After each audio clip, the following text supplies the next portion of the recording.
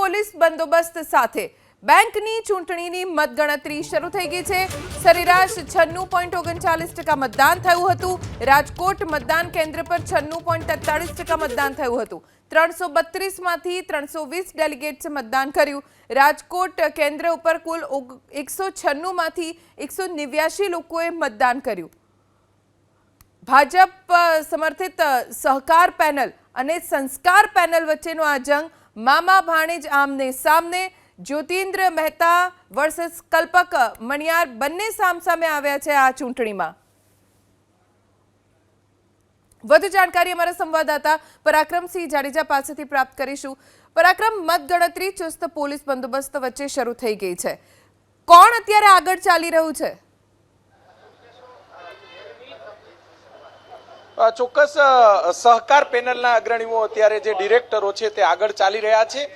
જે વલ્લભભાઈ આપણી સાથે છે, આપણે એમની સાથે વાત કરી। વલ્લભભાઈ, શું સ્થિતિ છે અત્યારની પરિસ્થિતિ? નાગરિક બેંકની ચૂંટણી પરમ દિવસે થઈ, આજે ગણતરી ચાલુ છે ત્યારે મહિલા ઉમેદવારો જે હતા એ બંને વિજેતા થયા છે। વર્ષો થયા નાગરિક બેંકનું સુકાન સંઘ પરિવારના ઉમેદવારો વિજેતા થાય છે। અત્યારની પરિસ્થિતિમાં શું લાગે છે? સહકાર સંસ્કારને કેટલા આખી પેનલ સંઘ પરિવારે જે મૂકી છે એ આખી પેનલ ચૂંટાઈ જશે એ મને વિશ્વાસ છે। ચોક્કસથી દ્રશ્યો આપણે બતાવવાનો પ્રયાસ કરીશું। જોઈ શકાય છે કે રાજકોટની અંદર નાગરિક સહકારી બેંકની જે ચૂંટણી બેનની જીત થઈ છે। આપણે બેન સાથે, બેન શું કહેશો, તમારી જીત થઈ છે?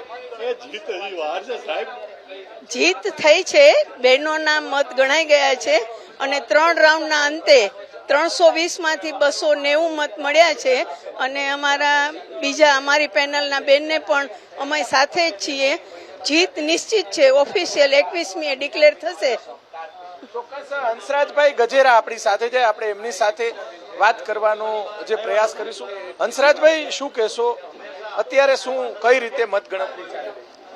મતગણતરી જે કંઈ આજે આખી જે ઇલેક્શન પ્રક્રિયા છે, જે રીતે વિધાનસભાની ને સાંસદની થાય છે એ જ રીતે આખી કલેક્ટરના નેજા નીચે, વહીવટી અધિકારીઓના નેજા નીચે, મામલતદારની દેખરેખ નીચે આખી આ ચૂંટણીની પ્રક્રિયા થઈ છે। કોણ આગળ છે? કેમ કે મામા ભાણેજે બંને એકબીજા પર આક્ષેપો કર્યા હતા। આ આખી વાત છે એ મામા ભાણેજની તો એક સંબંધિત પારિવારિક સંબંધ છે એટલે હોઈ શકે, પણ લોકોના વિશ્વાસ અને બેંકમાં જે કાંઈ અમારા પૂર્વ ચેરમેનો કે વગેરે થઈ ગયા અને જે કાંઈ આ વિસંગતતાઓ, એક બાજુ 20 ડિરેક્ટર હતા, એક બાજુ 1 ડિરેક્ટર હતો, એની અંદર જે કાંઈ દ્વિધાઓ હતી, આ એની વૈચારિક લડાઈ હતી, પણ એને આપણે જોયું કે હવે સત્યતા છે એ તરફ આખા પરિણામો આવી રહ્યા છે।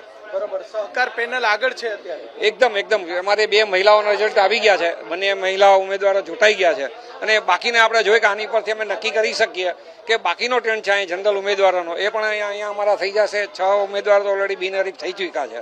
ચોક્કસ 6 ઉમેદવારો બિનહરીફ થયા છે અને સહકાર પેનલ, જ્યોતિન્દ્ર મામાની જે પેનલ છે તે આગળ છે અને ભાણેજની પેનલ પાછળ હોય તે પ્રમાણેના દ્રશ્યો અત્યારે સામે આવી રહ્યા છે।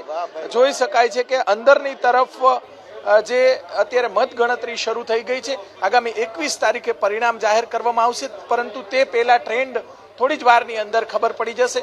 2 મહિલા ઉમેદવારો અત્યારે સહકાર પેનલના આગળ હોય તે પ્રમાણેનું રિઝલ્ટ અત્યારે આવી રહ્યું છે। જી પરાક્રમ, આભાર જાણકારી આપવા માટે। તો 21 તારીખે ચિત્ર સ્પષ્ટ થઈ જશે, પણ હાલના જે વલણો આવી રહ્યા છે તે મુજબ સહકાર પેનલ આગળ છે, સંસ્કાર પેનલને માત આપે તેવી શક્યતા છે।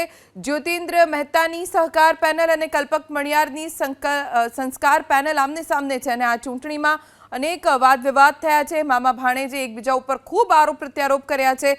મતદાન થયું એ દિવસે પણ આરોપ પ્રત્યારોપનો દોર ચાલુ જ હતો અને આજે મતગણતરી થઈ રહી છે, પણ સત્તાવાર રીતે આધિકારિક રૂપ સાથે 21 તારીખે આ ચૂંટણીનું પરિણામ જાહેર કરવામાં આવશે।